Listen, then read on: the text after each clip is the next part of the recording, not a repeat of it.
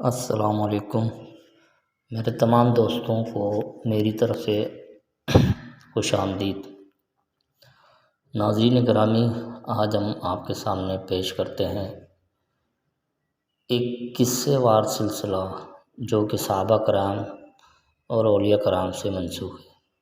امید کرتا ہوں کہ آپ لوگوں کو پسند آئے گا۔ آپ لوگوں کا زیادہ ٹائم نہ لیتے ہوئے چلیں ہم ویڈیو کی طرف آگے بڑھتے ہیں۔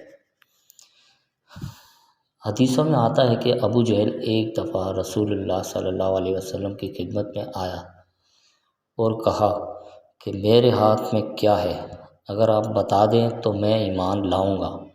رسول اللہ صلی اللہ علیہ وسلم نے فرمایا کہ یہ بھی ہو سکتا ہے کہ میں بتاؤں کہ تیرے ہاتھ میں کیا ہے، اور یہ بھی ممکن ہے کہ تیرے ہاتھ کی چیز خود بتا دے کہ میں کون ہوں۔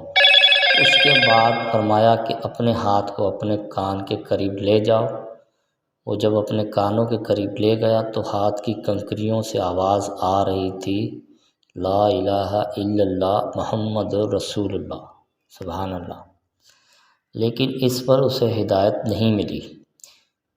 اس نے ہاتھ کی کنکریوں کو پھینک دیا اور کہنے لگا کہ محمد کا جادو کنکریوں پر بھی چل گیا۔ دیکھیے، ابو جہل ہدایت پانا نہیں چاہتا تھا، اس لیے رسول اللہ صلی اللہ علیہ وسلم کا معجزہ بھی اس کے کام نہ آیا۔